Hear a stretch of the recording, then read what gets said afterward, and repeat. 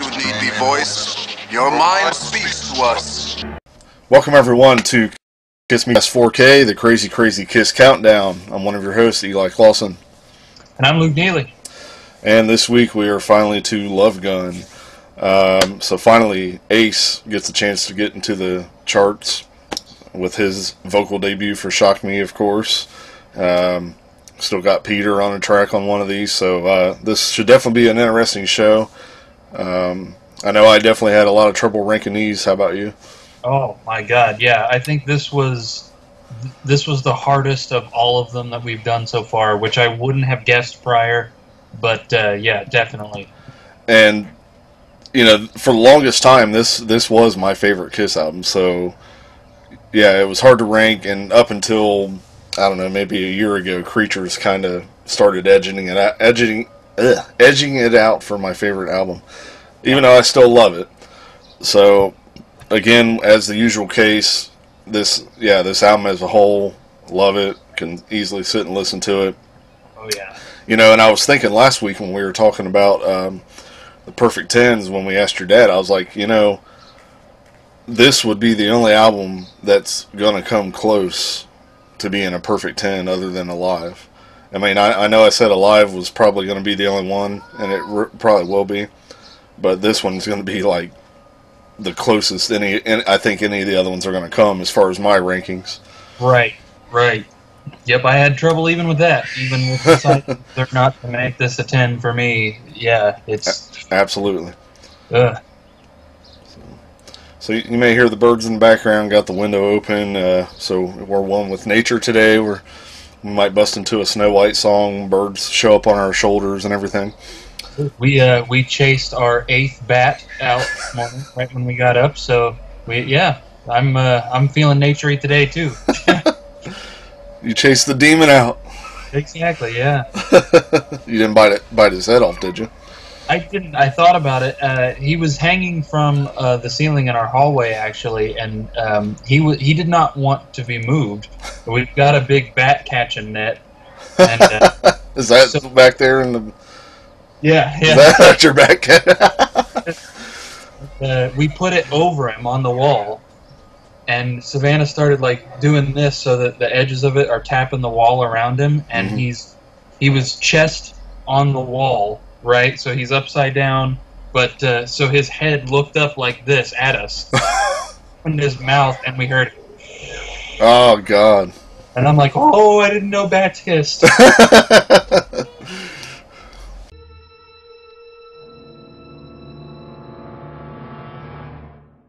got you now, Bat Damon. I named you Bat Damon. Aw, now I want you to live. All of a sudden, you got like bat bite on your neck as we're doing the show, and you start turning into a bat.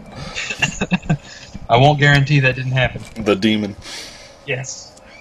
So you only bite the heads off the even number bats. So this was this one got lucky though, even though it's usually the even numbers. Right. Yeah. Yep. It was his lucky day. I called Ozzy, but he was busy. Some tour or something stupid. I don't know. Right. Ozzy's always doing something. So I totally forgot where we were at, but I guess we'll go ahead and just kind of get into some comments from last week and also some recent episodes that have popped up. Absolutely. So let's see here. So I'm going to jump back to our Alive episode. Our Alive episode's got a new comment, and guess what? We finally hit the big time. Did you know that? Are you kidding me? How? Yeah, well, Gene Simmons is commenting on our videos. Oh my goodness. Gene Simmons. You sure it's not the bat you just ran off? It might have been. That's So congratulations. Gene's first words of wisdom to us on our live episode is that Classic 78 sucks wild monkey balls. okay. That's his comment on the video, so... Alright. Wow, Gene Simmons himself. I'll be damned. Right, yeah. For that. So jumping up a little bit on our recap episode, we had a couple of comments. First of all, Mountainous commented. He says, Eric Carr photo, Lita Ford creepy guy, good stuff. Great expo, great wrap-up. Maybe next year I can do the show. Peace. Absolutely. Have you come on next year for the recap? But hey, we'd love to get you back on sometime before then, since it's been over a year already. Just come on. Maybe do one of these albums with us, or just come on for a random chat about stuff. Who knows? But it was definitely good seeing you again, catching up with you at the expo, and enjoyed the recent American Fat Ass video that cracked me up. Had to watch it a few times. We also got a comment from Michael Groves on that, which he went with us to the expo.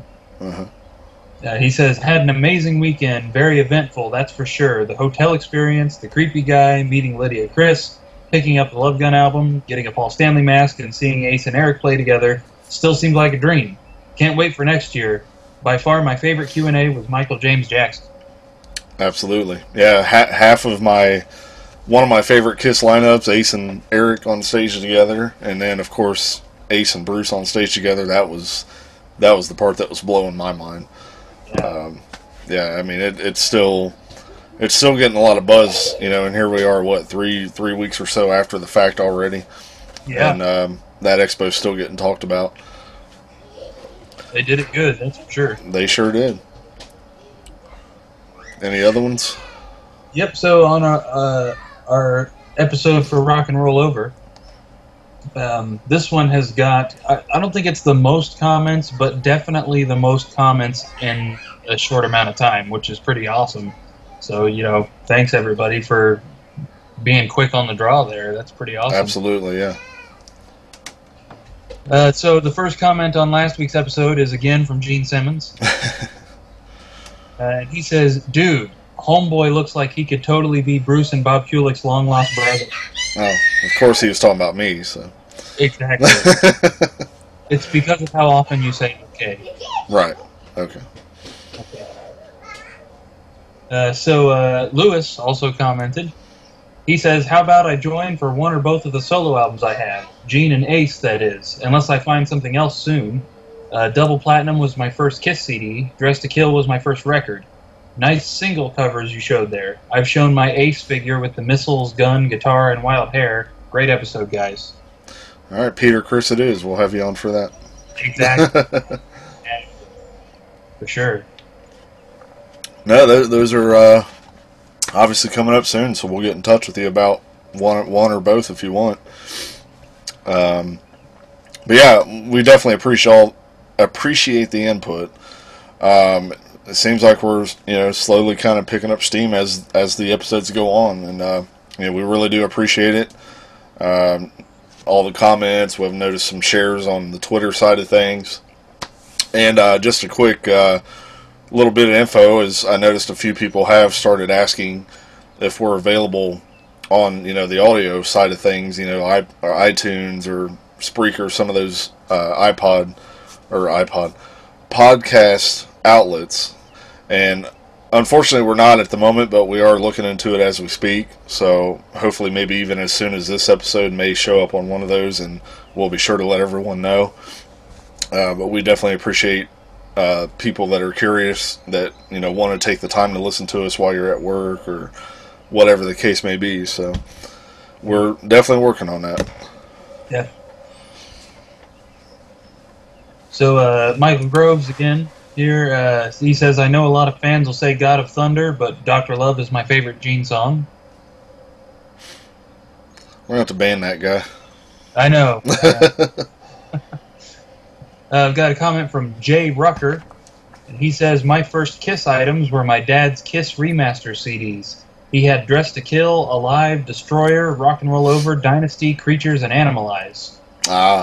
See, that's what I was kind of touching on last week when I said I got Asylum. It was the remaster version, so it wasn't, at the time it came out, but because I had, at one point, I decided I wanted to buy all of the Kiss CDs, and it was, of course, all the remaster stuff, so every paycheck, I think it was every other week I got paid, I'd go straight to the mall and I'd pick up at least 2, maybe 3 of the CDs, and I tried to go in order. Yeah. And then it got down to the point where all I needed was Asylum. Of course, at the time, I wasn't a big fan of Asylum, so I was like, I do need it, but So I got it for Christmas that year, and I'm pretty sure Psycho Circus was that same year, and that was like right at the time it just came out. Oh, nice. That's where it's at. Yeah, that's a heck of a lineup right there. That's some good stuff.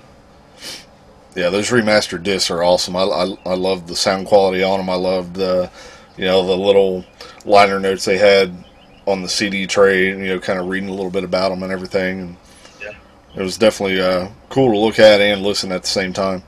Right. The birds agree. Yes. All right, so Robbie Stars, he says, hey guys, where would you rate this album in your top Kiss albums? Just curious. Ooh. We might have to do that. I'm not gonna lie. We might have to put the Kiss albums in order. That is gonna be. I'm kind of thinking that too. Like once we get everything done, down the road, we may have to go back and rank all the albums. Like Agreed. you said, yeah. This one, as far as I assume he's talking about Rock and Roll Over here. It'd be high up for me. I don't know if it'd be in top 5, but it would be right there. I agree. Like, I'm trying to think real quick off the top of my head, because Creatures, Love Gun, Destroyer. Right now I'm real big on Dynasty, and I don't know. It would probably be. I'm gonna have to agree and just say it would definitely be in my top 10. I'm just not sure right yet, but Exactly.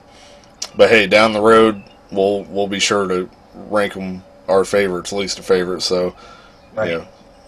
And it'll be curious to see too, since we've been giving all these number out of 10 rating, just to see what rank they fall in based on that, right. as well as with us sitting down and thinking it out. Like we always say, man, things might change by the time we do that. I mean, Creatures may not be my favorite album at that point. Something else may slightly take it back over. Right. Who knows? Yep. So that's actually just the first bit of his comment here. Okay. He also says, also the first thing I had, not counting albums, was the Kiss Don Russ trading cards or the Kiss Love Gun board game. Oh. Yeah. I was too young to remember which I had first, but I do remember going with my parents grocery shopping and running over to the magazine section to see the newest Kiss magazine every month. I must have had a closet full of them from 1976 to 82. Mm-hmm. Good times, I must say. Keep up the awesome job, guys, and keep cracking out these cool episodes. Much appreciated again, man. That would be cool to see the collection of magazines if he still has them. And again, like if I could just, what I would give to be back in that time as it was happening, and I'd be doing the same stuff, man. I'd be going to every store looking for every new Kiss item, and Yeah. But those Donruss cards, I recently just got my hands on some of those just this year, actually. Stumbled across a couple of them. A guy just had a few random ones at a record show, and then I was down at a flea market by us, and I found a guy that had like one of those plastic cases, kind of full of them. Yeah. And got it for a decent deal, so I was kind of happy to get those two. Those are one of my favorite 70s Kiss items as well. And that board game, I'm assuming it's the On Tour game is what I'm thinking. Probably, But yeah. that's something I've never owned, probably never will. It's a pretty, it's a fairly sought after Kiss collectible these days, and it also goes for a decent amount of money. So, Okay. Right on, man. That's awesome. I know Dad's got a bunch of cards. I don't know if they're the Donruss cards, but he's had them for ages, so it might. They could be. All right, and one more comment here from Javier Boaster. He says, I was 4 when this LP was released, and I remember being across the street at the neighbor's house when one of the older kids dropped the needle on this record. Quickly, the intro to I Want You caught my attention, and when the song kicked in, it felt like I'd been punched square in the face. From that moment, I was hooked and have been a lifelong fan ever since. See, that's so cool, man. Yeah, for sure. All right. Well, I think that's everything regarding our last episode. Of course, we've got some input from Steve McGowan, and we've got input from my dad. Looks like Dad didn't have a story for this one, but he did give us the his votes in there too. So I invited him on again, but I think he had students today. Okay. I knew because I'm fairly certain this is his favorite, his album. It's either his favorite or it'd be right there in the top 2 or 3. So Right. I totally understand. And Yeah. what was he saying from, what was it, 79 to about 80 something was when he was sort of lost from it or something? Or it was a long time. The way he's explained it to me is that after he heard Unmasked, basically between Dynasty and Unmasked, he became disinterested and didn't really pick up a lot of the stuff again until after I was born. I think it was around the time probably Psycho Circus came out that he maybe I'll go back and check all that out, to find out that almost right after Unmasked they got back on track. Right.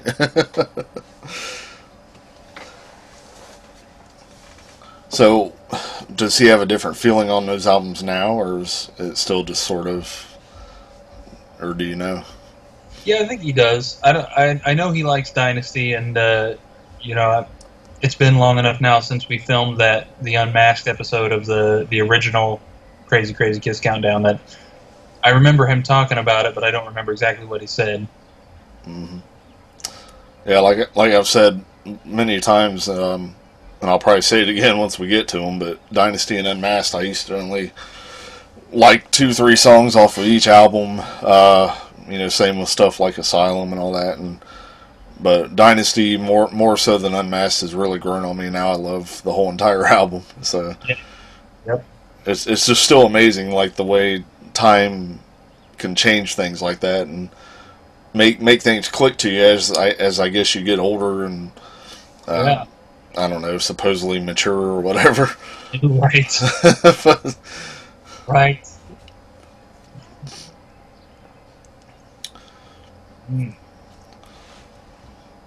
All right, so let's. I guess we'll jump into the ratings here. I'll tell you what Steve and Dad have said. So Steve says, being a kid, I may have been the only one at 9 years old in elementary school that didn't really know what Love Gun meant. Luckily, I figured it out last week. He says he still has the pop gun with it, as well as the order form. Another great piece of album cover artwork by Ken Kelly. Great fun album, and he rates it an 8 out of 10. Very cool, yeah. Again, Ken Kelly, great guy. He was selling prints when I had the chance to meet him. Wore my Love Gun shirt. He's like, hey, I recognize that. And I'm like, yeah, that's like the greatest album cover ever. Yeah, definitely.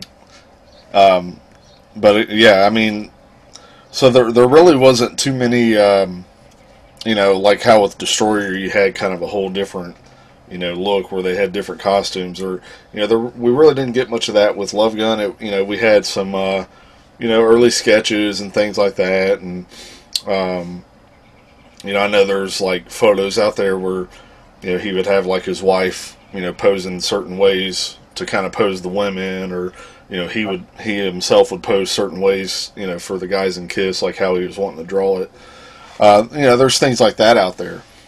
Shock me, make me feel better. Shock me, put on your black leather. Shock me, we can come together.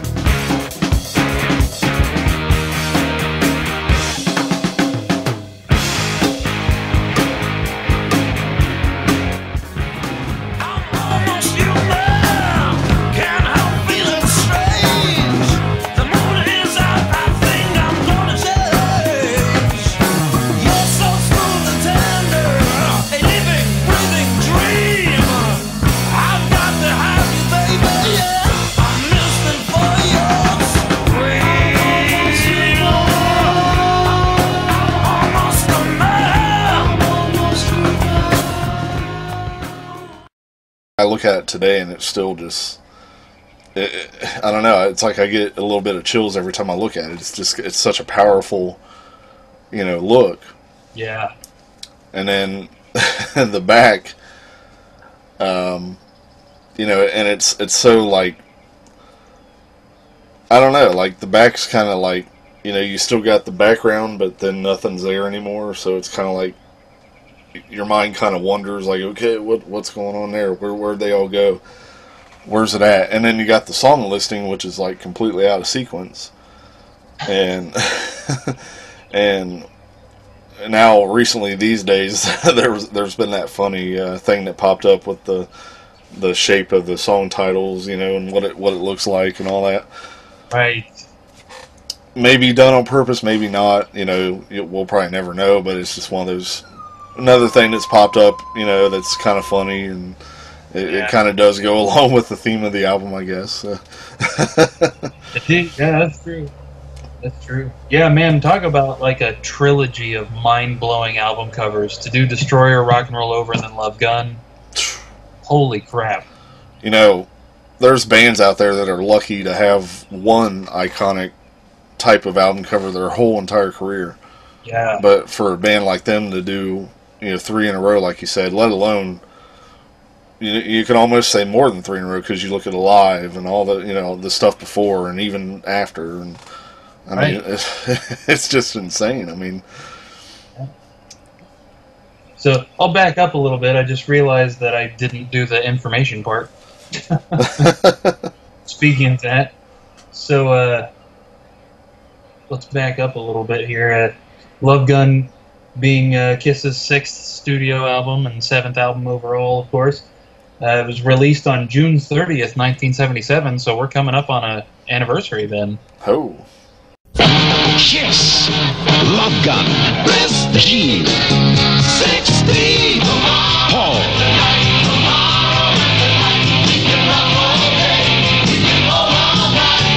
Ace, Peter, Kiss, Love Gun on Casablanca Records and Tapes.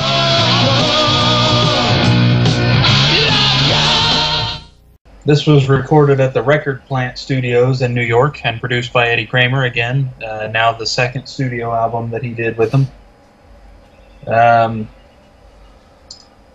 We got Christine 16 and Love Gun were the 2 singles there.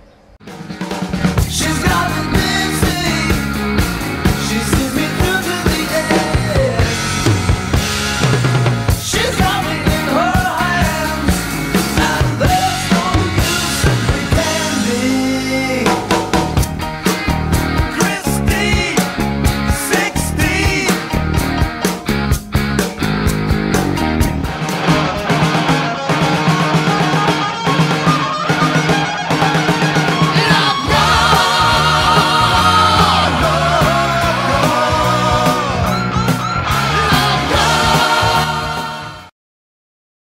Believe it or not, this album was only platinum. It's crazy that it's not double platinum. This album did get up to the 4th position on the charts, though. So I think that's the highest so far, isn't it? I believe so, yeah. Yeah, geez, that's crazy, because this is also kind of like the peak of Kiss's popularity in the heyday, and they're still not hitting #1 when the album comes out. Like that's crazy. Yeah, it's almost like there were still that thing where they were still more successful live than on the albums. Right. You can debate both ways, but it's like people prefer the visual thing. Obviously, I mean, it's a whole nother event and spectacle to witness all that live, and attacking the senses. And you get maybe half of that listening to the music, but obviously when you're watching it live and all the stuff going on and the music on top of that, I mean, we all know how it is. It's just an amazing feeling when you're there live to experience it.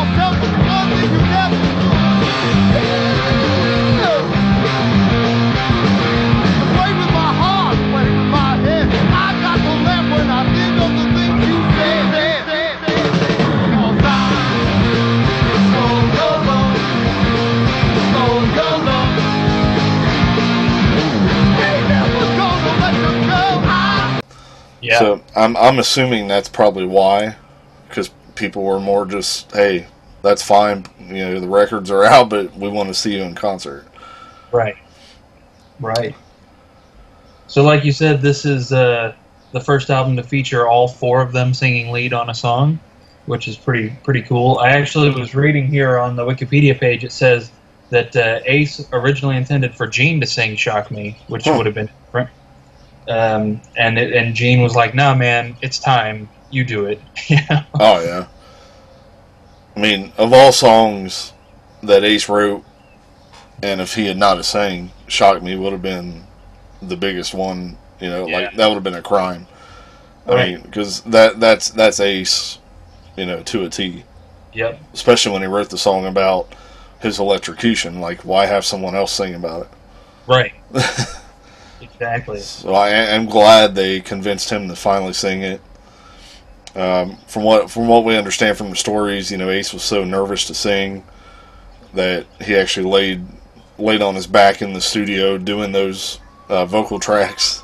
Right. Of course, he was nervous as hell to do the thing live. There's a lot of those performances where you could hear his voice cracking a little bit, but eventually it just became second nature, and look where he's at today doing that stuff. So Exactly. So yeah, lots of cool stories about the songs on this album. That you got the title track "Love Gun," which is the first song that Paul put completely together from start to finish by himself. oh yeah. He says still to this day it's either one of his favorite Kiss songs or his favorite Kiss song. Pretty sweet. And it's arguably probably the Paul song, just like God of Thunder or whatever people might say for Gene. Love Gun's kind of arguably, that's the Paul song. Right. You got Christine 16 and Got Love for Sale, both that had the Van Halen brothers on the demo, which we just recently finally got to hear. Yes, they after all these years they finally came out on the vault, and man, let me tell you, it was worth the wait. Yeah. And then of course Christine 16 being Gene's second foray into older man, younger woman for some reason lyrics. I forgot to. I read this earlier that Tomorrow and Tonight was kind of an attempt at recreating Rock and Roll All Night that didn't really work out the way they intended. Still a great song though. Yeah, I can kind of see where they were, because with Rock and Roll All Night, Shout Out Loud, Tomorrow and Tonight, they were trying to make like the trilogy of the party songs, which, I think they kind of accomplished it, but they never really performed Tomorrow and Tonight. Right. Until recently, yeah. It was weird. And then the last little tidbit of stuff that I found interesting there, which is an obvious bit of information that I had just never quite registered. This is the last album that Peter Criss played every song on. That's true, yeah. Yeah, wow. So this is really the last album that you had all four guys work on it together in the studio. Right. Yeah, it's pretty sad, but because you think of how much stuff comes after this, but now we know unfortunately that it wasn't all four of the guys in the studio at the same time. Right. And even and obviously with Psycho Circus, even on to that, it's we later learned all that stuff, but man, what a strange thing for we're only on the seventh overall album, really just the sixth studio album, and we're already talking about The Descent. Yeah, and only really only 3 years into their real career. Right. How crazy is it that they did that much in that span of time? Right. It's amazing. And I gotta say, Love Gun is probably my favorite sounding Kiss album out of all of them. I've just always loved the sonics to it. Everything about it's just right. The Ace guitar tone, it's the closest thing to the Alive 2 tone that we get. And I've just always loved the overall sound of everything. It's, even when they did the recent remix of it, kind of updated a tad, those sound great too. Yeah. For sure. All right, so what? Start with Steve's rankings, or Indeed, yep. So I've already read his kind of explanation. He gave the album an 8 out of 10 overall.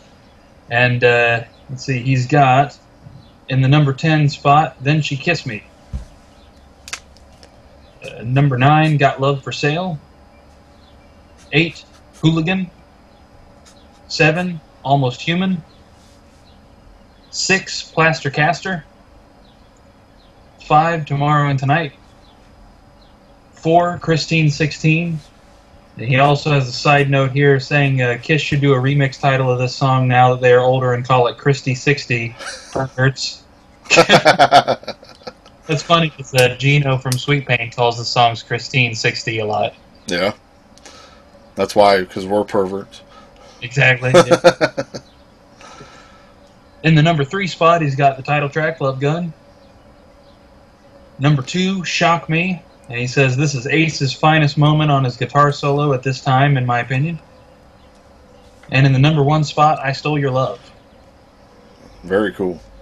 Yeah. Does he give any other notes on his ranking there? Nope, that was it. Hmm. That's a pretty solid list, I gotta say. That's Well, I could tell right now, me and him match 4 picks, so that I think that's the most so far out of what we've done. mine's pretty similar to that too. So yeah. So Dad's here, and he's only got just a real short note here. First of all, he says his overall rating is 10 out of 10 for this one. Okay, there you go. And his note is that this album is right up there as one of my favorites, maybe even the number 1. So his ranking here, in the number 10 spot, big surprise, Then She Kissed Me. Number 9, Hooligan.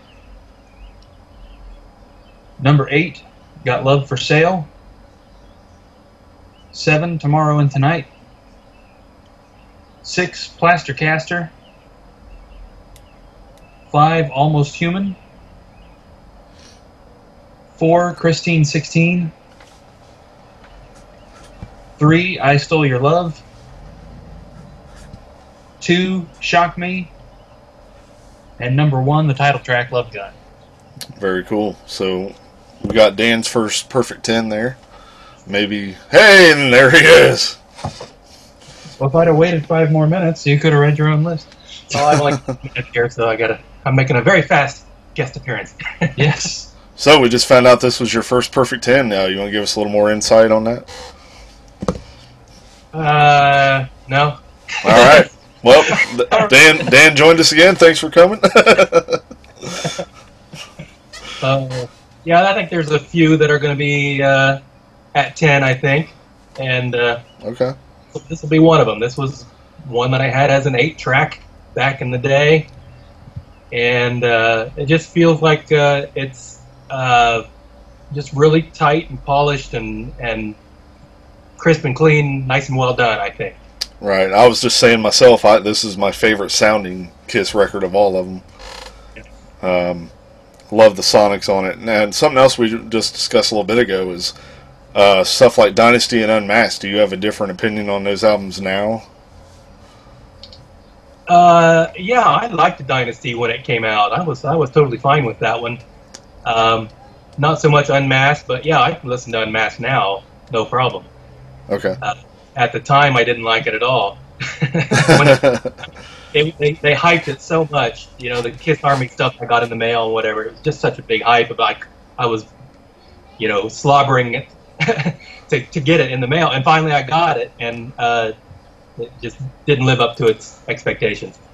I can see that, especially, you look at the album cover and it's like, oh man, this is going to be cool, and then you put it on and I can see where it'd be disappointing at first, and I was the same way. I used to only listen to a couple songs. Now it's grown on me, but yeah, and I tend to like music that's, to me, that feels it's hard to explain. It kind of certain colors and certain warmth, certain temperature to it. And the Unmasked album just seemed really cold and bleak, and that just doesn't appeal to me as much.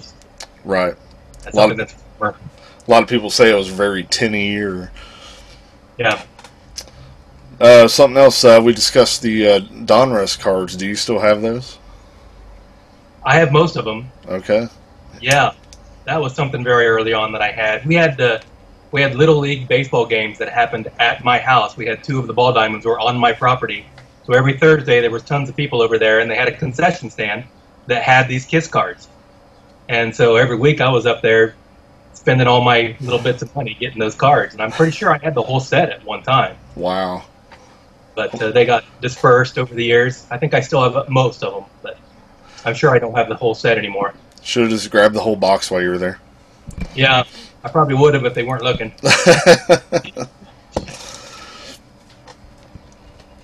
So I definitely match 3 songs with your dad, 4 with Steve. So this is going to be an interesting one. I think so. I think this might be the most matching. And I got a feeling all 4 of us are going to match on number 10 at least. Yeah. Yep. Let's play him your song. It kind of goes like that. No, let's not. Let's not. We'll just pretend like we did. He wrote as a kid that sounded a little bit like "Then She Kissed Me." It's not on purpose. I'm throwing that out there. Just like this is. We got to hear it. It's good.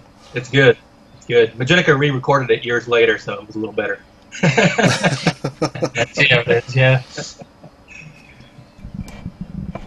Alrighty. Well, I gotta get back to students, so. All right. Hi. Thanks for stopping in. Yeah.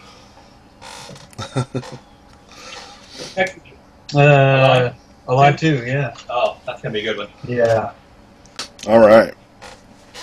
So, getting into our rankings, which I imagine we'll both piggyback on this one. Number 10 is Then She Kissed Me. Yep. All 4 of us matched on that, of course. I wonder which song's getting last place. Not a big surprise there, and believe it or not, it's not a song that I despise, but because I think I've said in the past, I love the little solo in this thing. It's very catchy. Very melodic, yeah, very. You know, I think it'd be the first time too, and maybe I'm wrong, that everybody who submitted rankings put a song in the exact same place. Yeah, I think so. I think that's the first time we've had a 4-way tie. So number 9 for me is, and it's also one that I matched with Steve, is "Got Love for Sale." It's a good song, and it's just not one of my favorite Gene tracks. Plus, after finally hearing the Van Halen brothers version, it kind of knocks the album version out a little bit for me. It's kind of like I'd rather put that one on now. Yeah. And then there's the lyric dispute on this one that went on for a long, long time, trying to figure out what they're saying in the chorus. Oh, isn't it "Have Love Will Travel"? Yeah. Uh-huh. Yeah. What a strange lyric. It is. But, it's a good upbeat song, and, again, there's, it's obvious, this is, it's Dan's favorite album. It's right there with my favorite album, so, there's nothing bad to be said about any of these songs. Right. It's, again, just a matter of ranking them to, at least for me, it's like, okay, what songs do I tend to play the most right now? That's pretty much how my ranking comes out. Yeah, yeah.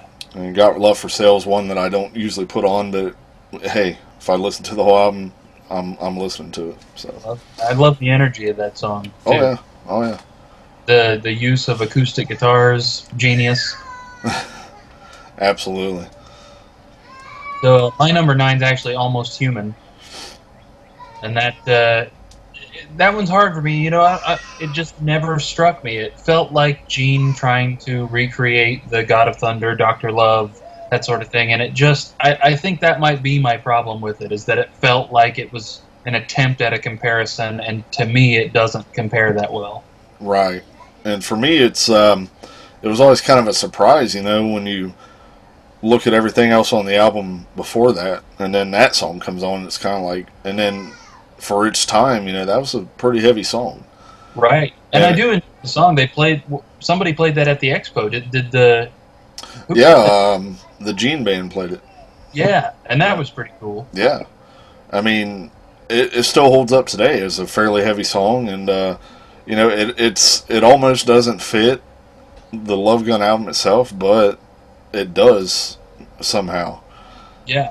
I mean, it's the first time you hear that opening riff, and then there's that little gong and that little sigh or whatever that Gene does. It's kind of like, what is this? Like, this is going to be a little demonic or something here, and it really is. Number 8 for me is Hooligan. Me too. All right. So, another great Peter song, and this compared to, other than the solo album, of course, we only have one more, track that Peter's going to be doing for a while. So this is one of the last tracks that Peter's given us, and it's a good one. I've always kind of looked at it as sort of my unofficial sort of song that I feel kind of describes me and how I was as a kid, and the whole school thing, because I wasn't exactly the greatest student, especially when I got into the middle school, high school stages, and ended up dropping out, all that stuff. So I always kind of felt like this song kind of describes me in a way, is how I felt. And, Right. but other than that, it's another great performance from Peter. I mean, those screams he does on, God, just great stuff. Yeah. Yeah, this one distressed me putting it where I put it. This is one that I desperately wanted to put higher than this, and it just, in the context of the album, I couldn't justify putting it over top the other ones. But yeah, I love the song. It's one of my favorite Peter songs. Yeah, I was exactly the same way. I was ready to put it like within like the top 4 even, and I'm like, well, I was like, nah, I gotta take a real step back and look, Yeah. So then number 7 is Plaster Caster. So, you get done with Almost Human, and then all of a sudden this comes in, you just get that bass line.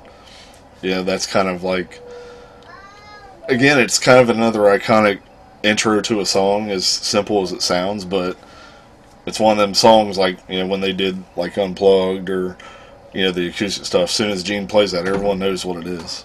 Yep. And the people go crazy. And I like it. It's one of my favorite Gene songs. It's another good, upbeat, kind of feel-good type song, and some great vocal harmonies and all that stuff in it. So my number 7's Got Love for Sale, which basically I already talked about that. I think the only reason this one's a little bit higher up for me than in comparison to everybody else's is just because I like the energy of it. Right, exactly.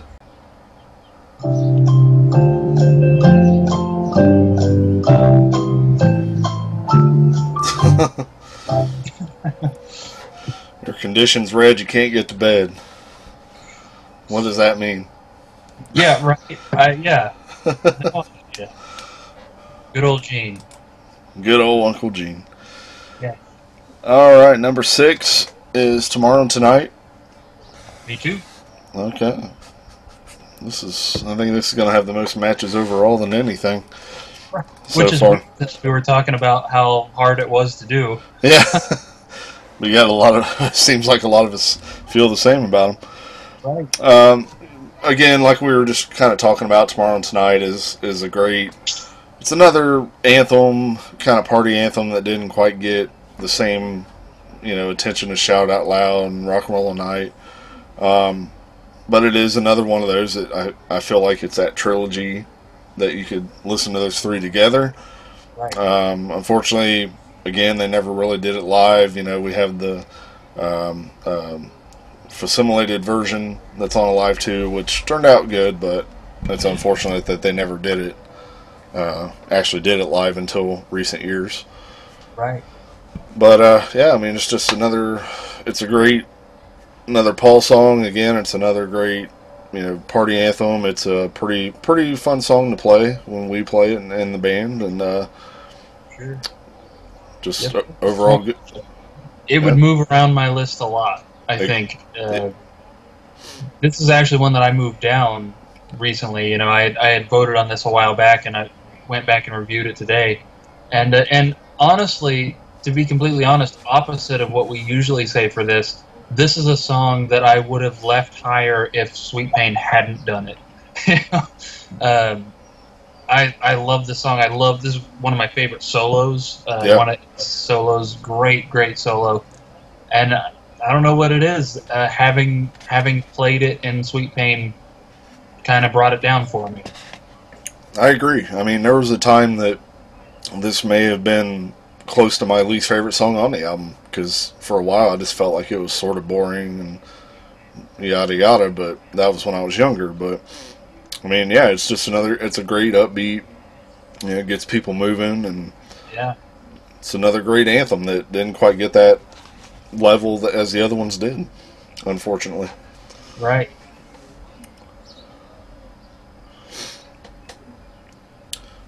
So I think, finally you get to say one that we didn't match, or did we match that one? No, we didn't match that one. Which one? Tomorrow Tonight? Yeah, both 6. Okay. Yeah. I feel like I'm saying all these is because we're matching everything. Right. Yeah. All right, getting into the top 5 then. 5 for me is going to end up being Love Gun. Me too. Oh, man. This will be a short episode this week. So what is it for you? What made it come in the middle? This one, it was very, very hard because this one could pretty easily be my number 1 as well. What kills it for me is the lack of guitar solo. I like the studio version better than the live version, but I wish the live version's guitar solo had been in the studio version. Right. I agree. I mean, that sound of the solo at the end is that is so iconic. Yeah. And one of my favorite Ace solos. It gives you chills. But yeah, I agree. It's like it's almost hard to hear it at certain times when it does come in, and it's like I get the same thing. It's like you're wanting more of it, and it's like, oh, come on. And then, of course, the movie Detroit Rock City, I felt like it kind of made that song even more kind of legendary, than what it already was. Because, Right. That whole intro to the movie, when she, what is it, when the record's in the trash can. And then all of a sudden this, needle comes out and plays it, and it's Love Gun, and that whole intro to the movie was really cool. It went well with the song. So that's one of those things that every time I hear it now, I can't help but kind of picture that intro to the movie, and especially the record starting to spin on the trash can there. But like we were saying earlier, to me this is definitely probably the quintessential Paul song. If you were to sit down and say, okay, what song defines each member? Well, this would probably be the one I would pick for Paul. Yep. Just like God of Thunder. I guess Ace would probably be Shock Me. Peter, probably, I don't know. Black Diamond. Yeah, that's what I would have said. Yeah. I know a lot of people would probably say Beth, but Yeah. Black Diamond to me was more of Peter, where Peter was really coming from, that gritty, street tough type thing. Exactly. And Beth was a great song, but it wasn't indicative of everything else Peter was about. Exactly. Just Right like on. you were saying. Yeah. But yeah, again with Love Gun, it's of course, in recent years it became the song where Paul flies out over the crowd as the song's going. That was always a cool effect to see. Of course, the ending that they always added live, with the with the snare, and you got the pyro going right along with it, kind of like it's a machine gun. I mean, that's just it's awesome.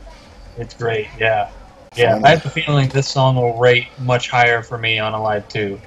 Oh yeah, oh yeah. Okay, so now we're down to number 4 already. So this is another one that I also matched Steve and your dad. Christine 16. Me too. Jeez. This is And insane. second time we get a 4-way tie. This is insane, man. I did not expect that on this episode. No, and this was one I moved down. I had this one higher and moved it a little further down. I was actually almost going to put this as number 1. Because I do love the song. I know I know in this day and age it's, you know, it's sort of creepy now when you look at how old they are, but at the time and the song, it's like, it's another good, you know, it's catchy, it's a good feel-good type song. I love the vocal harmonies in it. The studio version completely blows away any live version, in my opinion. I do not think the song translates well live, any era that I've heard them do it any time. Right. It just doesn't have that same feel to me. You know, it's another great solo by Ace in there. Yeah. Of course, the little creepy Gene thing where he's talking over the chorus at the one point. So it's another, like, to me, I don't know. So, like, God of Thunder, of course, is a great Gene, like, demon theme song. This is kind of like my favorite Gene, just overall, like, songwriting song. You know what I mean? Like, Right. sort of like party anthem or whatever. Mm-hmm. So, what about for you? I just like the song. That's what it comes down to. The catchiness of the song and the riff, and of course, like you said, Ace's solo. And I am a huge fan of flashy technical solos, but this is one where it didn't have that and it didn't need it. It was perfect just the way it was. And then, of course, you know, the whole piano part in there, that's another element that, you know, they couldn't replicate live. And, Right. you know, and then again, I always think about Phantom is, you know, there's that scene where, is it Melissa? Yeah, Melissa. She's, you know, sitting at that table, you know, and that you can hear Christine 16 playing over the speakers in the background, and, you know, the guys at the other tables kind of checking her out and everything, and it's always been kind of like, to me, that song was always kind of about her, even though it's a different name, you know what I mean? It's like, so, yeah. Awesome song. This one, it brings that feeling of classic Kiss with it. Absolutely. Absolutely. Speaking of God of Thunder, I can hear it clapping out there. Sure did. I think the bat you chased off's coming to get me. That's what it is. Coming. But he told me that he is the knight, so just beware of that. So, number 3 already, and we're down in the top 3, and this is one that I matched your dad on, is I Stole Your Love. Nice. The lead-off track of the album, of course, and again, one of the first things I think of now is also Detroit Rock City, is that other epic scene when, you know, the mother sits down to try to relax, put on her Carpenter's record, and ends up being Love Gun in there, and that needle drops, and that I Stole Your Love blasts out, and, you know, she goes crazy and flips out. That's something I can't not picture anymore when I listen to that. Right. You know, for quite a few years, especially in this era, Love Gun, 78 and all that, they opened the shows with I Stole Your Love. It was a great, you know, another great visual, them coming down in those cherry pickers. And again, not to mention, we haven't even discussed all this yet, but the Love Gun era, the costumes, those are probably my favorite costumes they've ever worn. Agreed. You know, the stage is one of my favorite stages they've ever done. So you got all that together, you know, the costumes, the stage. You know, there was something in that, the era of 77 where Kiss was at their height, and it was just like, everything just seemed perfect. You know, you look at all the pictures, like, all the pictures from that era are just like perfect, you know, the makeup and everything. Yeah. And I mean, it's just, So that's just one thing about Love Gun, and as a whole, that makes me love it so much. Is there's so many great songs on the album. It's, to me, the best era of the band. Again, the best look, all that stuff. I mean, so it's more, to me, it's more than just the album is why I love it so much. But Yeah. But again, with coming back to Our Story of Love, is, you know, the song that they used to open with, Coming Down, and you know, you had the pyro popping with each hit on the opening song, and then right before the first verse, you know, so much of that stuff was just, it's still amazing to watch to this day. So yeah, great song, and one of my favorite album openers, period, as far as Kiss records go also. Yep. So my number 3 is Shock Me. And I think this is the one that I switched with Christine 16. I had these flip-flop. Okay. And it occurred to me that something about Shock Me in the moment, you know what I mean? What really gets me for this song is Ace's guitar solo, kind of like Steve said. I personally am not a huge fan of Ace's voice in comparison to the other guitar players in Kiss. I'm not that big a fan of Ace's playing, but this song is like the shining moment, and it's perfect. You know, the solo, the way he did it, is, to me, kind of the peak of Ace's guitar playing. You know, good stuff. Absolutely. What is it exactly about his voice you don't care for? He doesn't get quite to pitches, you know what I mean? And he has a tendency to fall off the pitch at the end instead of staying on it, and it gives it kind of a whiny quality that I don't care for that much. Yeah. I mean, it does sound more like his natural voice than a singing voice, that's for sure. Right. But I guess in a way that's kind of what makes it Ace, you know? It's like he's got such a unique voice as it is. So when you hear him like singing or whatever, it's like, you know, it's him, and it kind of gives it that extra, you know, character to the song, I guess. But right. So number 2 is Almost Human.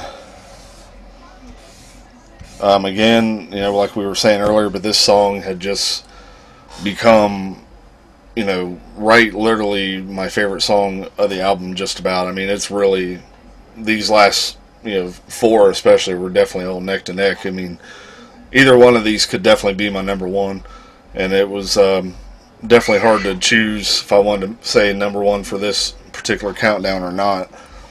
But God, again, it's another great, perfect Gene Demon song.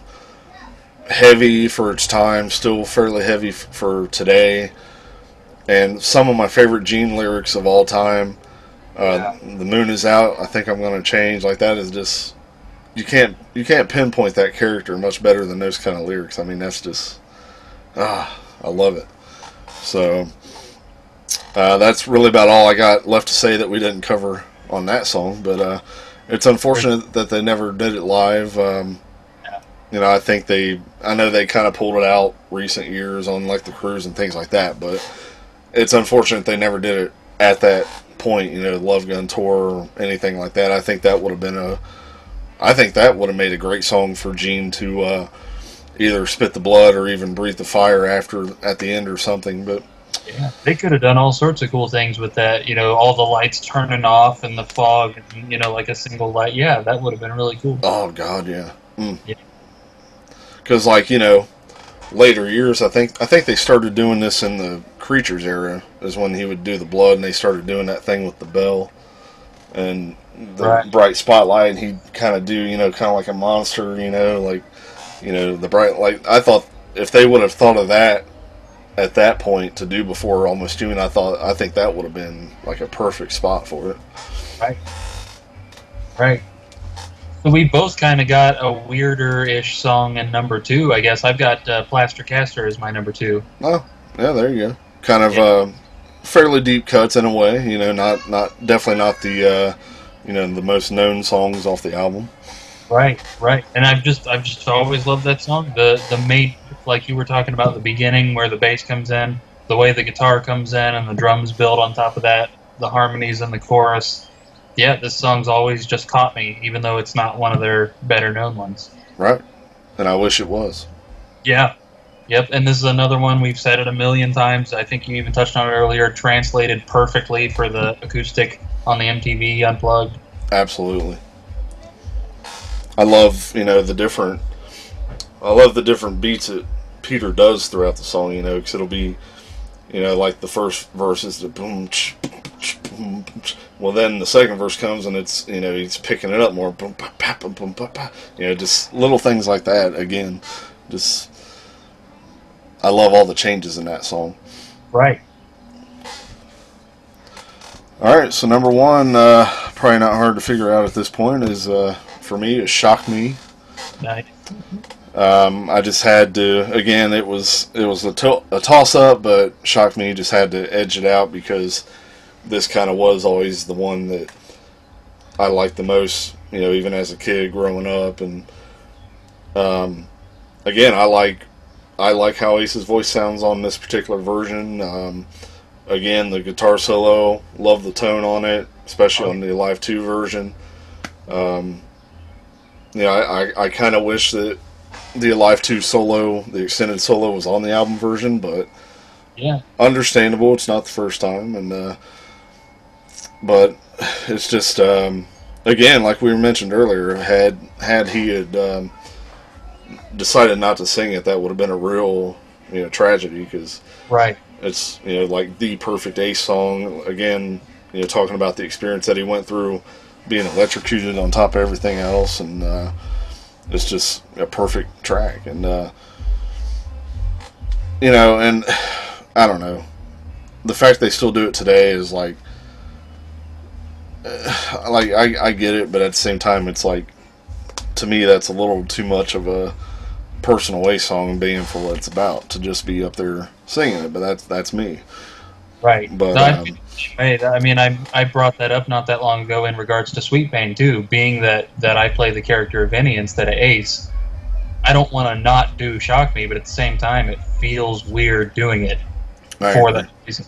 I agree, and I'm kind of the same way with Beth and all that. It's like, Eric never did it live, so, and again, the authentic thing comes into play, and it's like, Right. Now, if there was people like yelling and screaming to hear that, then that's one thing, but right.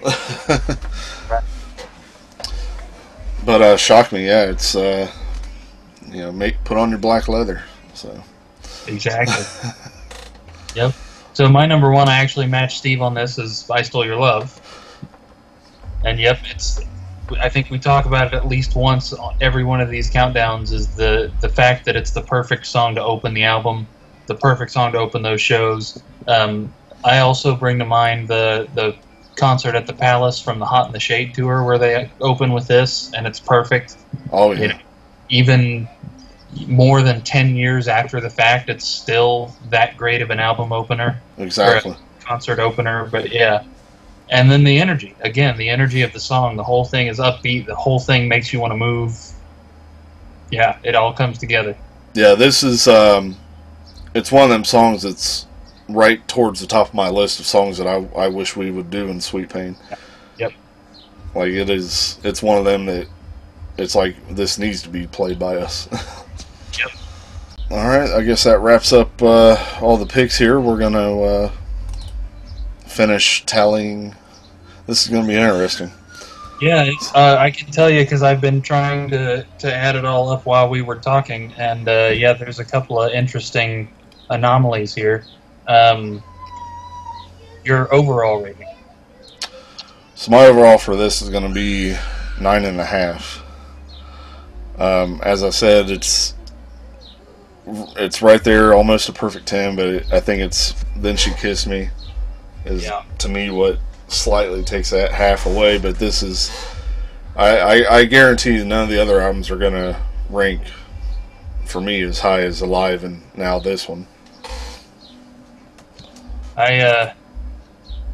I went back and forth so hard on this. I think I mentioned it earlier in the episode, trying to figure out whether or not it was a 9 or a 10, and even now, I just changed it while you were talking.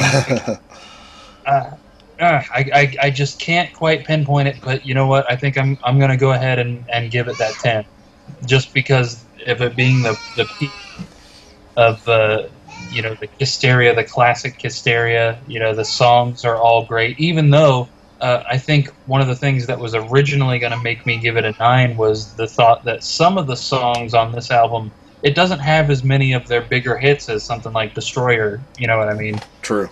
Which seems like the choice for a perfect 10 because so many of those songs are still in rotation, whereas most of these aren't. But I can't think of any other legitimate reason, and that seems so stupid considering all of these songs are so great, whether they're well known or not. Yeah, absolutely. Screw it. I'm giving it the 10. All right, cool. Yeah, it's almost criminal that you don't hear these songs on the radio as much as Rock and Roll All Night or occasionally Detroit Rock City, things like that. Dr. Love, which is surprising to hear that get played. Yeah, yeah. I was enjoying that.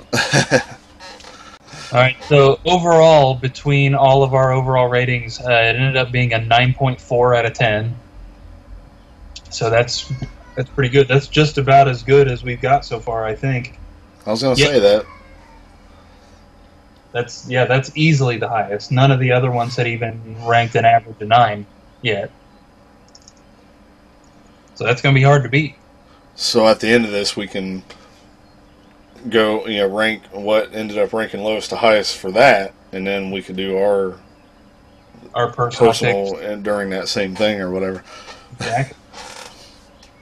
All right, so we did have a tie. So our first ranking here is 9th place, which is of course Then She Kissed Me, which all 4 of us agreed there. And then 8th place ended up tying Got Love for Sale and Hooligan. 7th place was Tomorrow and Tonight. Our 6th place was Almost Human. 5th place, Plaster Caster. 4th place, Christine 16, which again, all 4 of us agreed 4th place in that. And then our top 3, somewhat surprisingly, our 3rd place is Love Gun. Huh. So I'm going to go ahead and type in Paul, 3rd place here. And then our 1st place pick tied, believe it or not. So we went ahead and duked it out. We did a Skype fist battle, and we ended up deciding in 2nd place is I Stole Your Love. And in 1st place, coming right out of the gate as strong as he can, Ace with Shocking. Bam. Ace takes the top spot, first chance he gets. That's awesome. And to be honest, he's probably only got one other, not counting the solo album, but that may be the only other time he gets a #1 spot. We'll see. Right. Although, I've long been of the opinion that that Ace's songs validate Unmasked. Those are my favorite songs on Unmasked. Yeah. Ace, so. He does have a good chance on that. Well, for that matter, Dynasty. So who knows? I'm just guessing, but we'll see. It may surprise us. Absolutely. So, yeah, I released a bat into his house. That's how I won the argument. So that's what it was. I knew it. I named him Bruce. I name all of them Bruce. I thought about naming this one Terry, but nobody understands Batman Beyond references, so...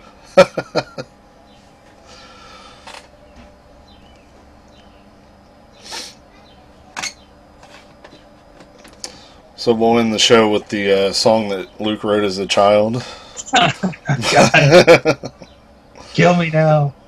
An update here on our progress so far. As mentioned, Love Gun is now, actually by quite a bit, our highest ranked album on average, when you average everybody who's voted scores together, with Alive following relatively close behind. Wow. Alive 8.75 out of 10. And then Destroyer following real close behind that with an 8.7. So that makes sense. I feel like your average Kiss fan would probably agree with that. or come very close. You know, now that I look at that, I'm kind of surprised that a Gene song didn't even get in the top 3. That's crazy. It is. Came close. He almost made it. You know, if we would have bet money that Gene wouldn't have had a song that ranked in the top 3 off of Love Gun, I would have been like, you're crazy. Yep. That's what makes this crazy. Exactly. This is why it's crazy, crazy. So this is Paul taking a hard lead on Gene as far as number of medals, because Paul was already ahead of him just barely, and now Paul gets 2 more. He's got a 3rd place and a 2nd place medal. Wow. And Gene gets Zippo. Wow. So, yeah. So, yeah, definitely interesting. So now Ace gets his first. Of course, Peter's still only got the 2 2nd place. And if I were a betting man, I'd say that's probably all Peter's gonna get. Yeah. Well, his solo album, of course, he's gonna get all 3 there. But Well, you know, that's a given, but right. I mean, Dynasty, who knows, but I kind of doubt anybody's going to rank Dirty Living that high, at least consistent. Right, and the same with Psycho. I don't see anybody putting Finally Found My Way. Oh, God. That's probably going to be the dead last one. Well, that'll be one of the songs that I say I definitely do not like. Yes. So, yeah, I'd say Peter's probably pretty close to done. Ace has still got a few chances. I cannot believe that we're about to be on the solo albums now already. I know, it's crazy. Crazy that we are already that far up. So I feel like I ordered our game board here according to release date. So Alive 2 will be next week. Mm-hmm. And I think it was Double Platinum that came out after that. Yeah, I believe that was the order. Yeah, so I guess we are still a few weeks away from the solo albums, but yeah, it's getting close. We can debate what order you want to do the solo albums in, because of course they were released on the same day. So, All right, well, you know, technically Peter's got a great chance then with Alive 2 and Double Platinum. good point. Right. All right, so that's going to wrap it up for Love Gun. And again, we appreciate everyone's input, and please keep it up. We're going to work on getting the podcast on some other outlets, and we'll let you know. And so next week is time for Alive 2 already, so get your input in for that right away. And again, if anyone happens to want to come on that show with us, let us know. More than welcome. So, until next week, thanks as always for watching, and we'll see you next week.